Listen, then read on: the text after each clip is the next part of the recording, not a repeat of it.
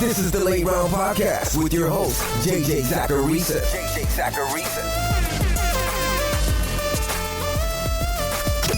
What's up, everyone? It's JJ Zacharisa, the editor-in-chief at FanDuel and at NumberFire.com, and this is episode 179 of the Late Round Podcast, one of the many shows that are part of the NumberFire Podcast Network. Thanks for tuning in. I would say that 90% of the trade offers that people ask me about are same position for same position trades. They're trades that involve a straight-up swap of one wide receiver for another, or they're often trades that deal with same-tiered players at running back and wide receiver. Essentially, they're uncreative trades where there's going to be a loser. If you trade Joe Mixon straight up for Kareem Hunt, someone is losing. It's not helping both teams, and trades are there to help both teams. But not only that, anyone who can confidently say they'd pick one side in a lot of these trades is just straight up lying to you. There's not a whole lot of a difference between Kareem Hunt and Joe Mixon. I'm looking at both players, and neither of them stands out as a must-have over the other. Maybe you see it, but I don't. And that's the thing. I get these questions, and when you consider variance, and when you consider all the things that can happen to a player in a situation, it's really easy to not have strong opinions on one versus the other. If you were getting Kareem Hunt for Carlos Hyde, sure, do that trade. Your goal in fantasy football is to win, not just make fair deals so that every team in your league is good. But in most cases, the Kareem Hunt manager isn't going to give him up for Carlos Hyde. The deal will have to be relatively close in order for it to get done. And the best way to make a close, meaningful deal is to not just swap players who play the same position. The best way to get something done is to look where you have an excess supply and use that supply to fill the needs of other teams. Make the deal a win-win. I feel like some listeners get a little upset when I throw up my arms and I say, I have no preference. But I'm not going to respond back to a trade of Kareem Hunt for Joe Mixon and say, yeah, do that deal if I don't actually believe in one side of that deal. My job is to be real with you guys and help you win, not to take a stand just to take a stand. I'm bringing this up because the fantasy football world needs to be better at designing trades. Stop trying to upgrade through same position for same position deals unless you know you're getting a steal. Be thoughtful and creative. It'll help you build a much better roster. We've got some good questions on today's Mailbag show, but before we get into it, I wanted to let you guys know about a weekly free play over on FanDuel where you can win FanDuel points and NumberFire premium subscriptions.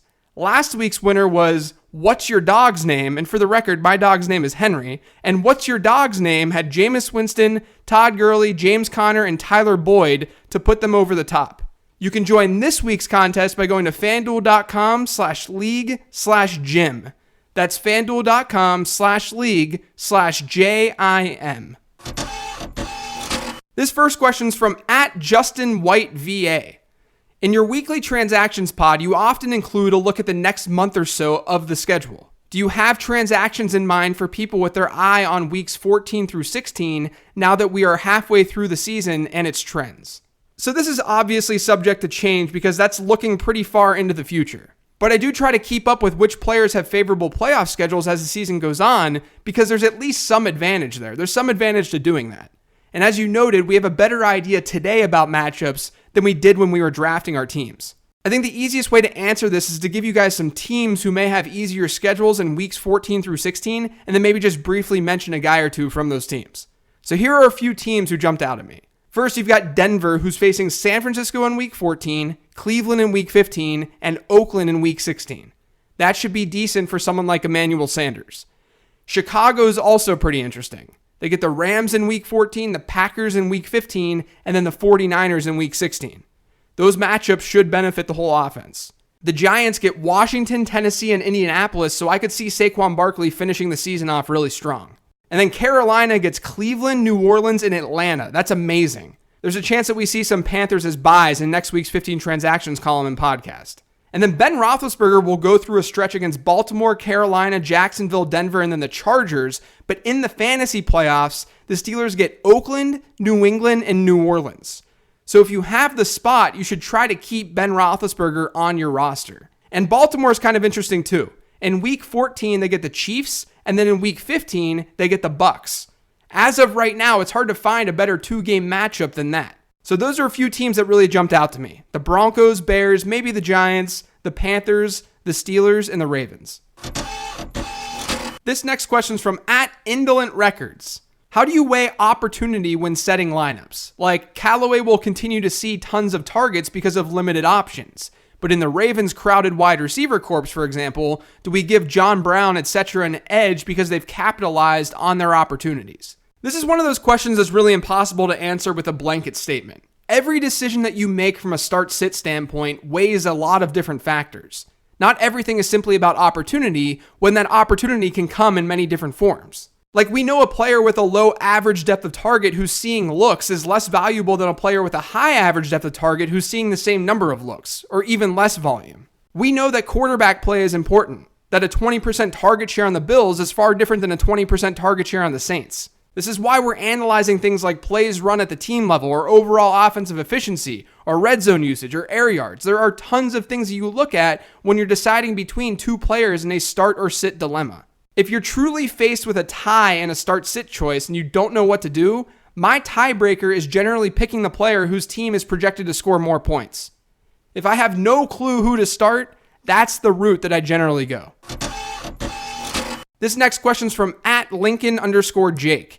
How do you value Corey Davis rest of season in half PPR? So a couple of weeks ago, I mentioned Corey Davis as a risky buy in my 15 transactions column because all of the peripherals are there for Corey Davis. He's being used at a really high rate. It's just that the Titans offense sucks. So he's pretty much a wide receiver 3 with wide receiver 1 upside if they can get it together. And the good news is that Tennessee will be getting out of their tough stretch of defenses faced after Week 8's bye. And I'm sort of hoping that Week 8 bye will help them a lot. But after the bye, they'll get Dallas, New England, Indy, and Houston. He's definitely less of a buy right now because Tennessee hasn't shown much life after that Philadelphia game. But if you want a flyer on your bench who has legit wide receiver 1 upside if things click, I still think that he's someone to target. This next question's from @816podcastingc. Why do leagues still continue to use kicker and defenses? I don't think defenses and kickers are as bad as people make them out to be. There are plenty of predictive things to look at with both positions, and casual fantasy managers don't recognize those things. I'm in home leagues and local leagues where people are plugging and playing the same kicker and defense each and every week. So from that perspective, I want there to be kickers and defenses. But if you're in a competitive league where everyone knows to stream the positions, there's definitely less of an edge to be had. This next question's from @TrivTello. Seriously wondering if Jameis won't throw to Evans, based on last season. Thanks. So this season, we have 61 Jameis Winston attempts, and on those attempts, Mike Evans has 10 targets, good for a 16% target share. But we're also working with a really small sample here. Last season, Winston threw 442 passes, and Evans saw 104 of those targets.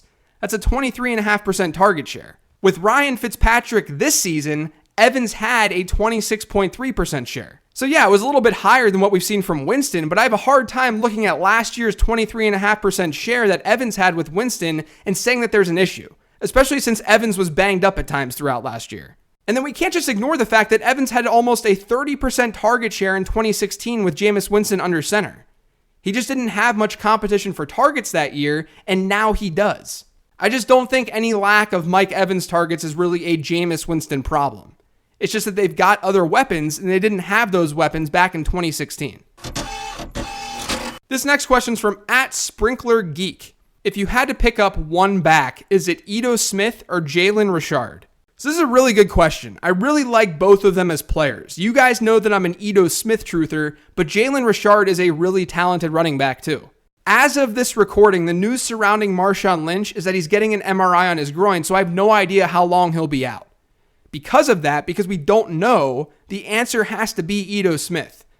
As I talked about on the matchup show yesterday, Smith is probably going to see 40 to 50% of Atlanta's snaps consistently from here on out without Devontae Freeman in that lineup.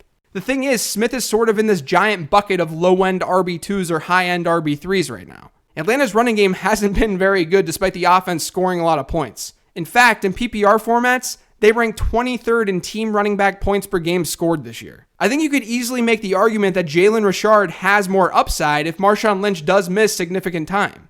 And the main reason is because there's a lot less depth at receiver for Oakland when compared to Atlanta, so Richard has an opportunity to see a lot of work through the air, or at least more than Ito Smith. And we've already seen Richard crush it in the receiving game when Oakland's been in negative game scripts, which has been often. And the reason I'm high on Richard if this Marshawn Lynch injury is serious is because he'll become a lot less game script dependent. Doug Martin will probably take on a lot of Lynch's early down work, but I'd imagine we see more rushes from Richard, and we could even see some rushes close to the goal line when all of those were Lynch's before.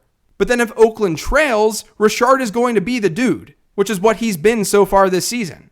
So going into a game, you might feel a lot more confident playing Jalen Richard than you might Ito Smith, who's just straight up splitting the backfield with Tevin Coleman, all while not seeing all that much work through the air. So I would be adding Jalen Richard everywhere this week, even though they've got a bye. And if you need someone as purely an upside play and don't need production from someone like Ito Smith, I actually might prefer Richard. It could come back to bite you if Lynch's injury isn't all that serious, but I do think he has more upside.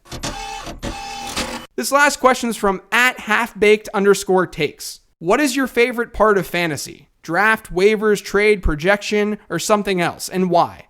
The answer is all of it. I'm obsessed with this game. Hopefully you guys can tell in these podcasts, but there's no way I'd want to do this as my job if I was not obsessed. But I would probably say the draft is my favorite part, as it is for everyone, but I really enjoy the long-term strategy of season long. That's why my 15 transactions column is the most thoughtful thing that I create each week. It's really just a brain dump of all the strategic moves I'm thinking about in my head in order to build the ultimate roster. And then I love how fantasy football just brings people together. Might be a lame answer, but I like that I can go anywhere and find someone who wants to talk fantasy football. That's a really cool thing. And it opens up conversation with friends and family in your league. I love that aspect of things. I mean, I lost a matchup last season in my home league, and I had to eat 3 pieces of cake at my buddy's wedding in 30 seconds because of it. It was the only acceptable time for a grown man to pig out at a wedding like that. And no, you will not see the video evidence of that happening. That's going to be it for today's show, though. Thanks to everyone for listening. If you've yet to subscribe to the Late Round Podcast, make sure you are by searching for it on iTunes, Google Play, SoundCloud, TuneIn, and Stitcher. And make sure you're following me on Twitter @LateRoundQB. Thanks, everyone. Enjoy your weekend, and good luck in Week 7.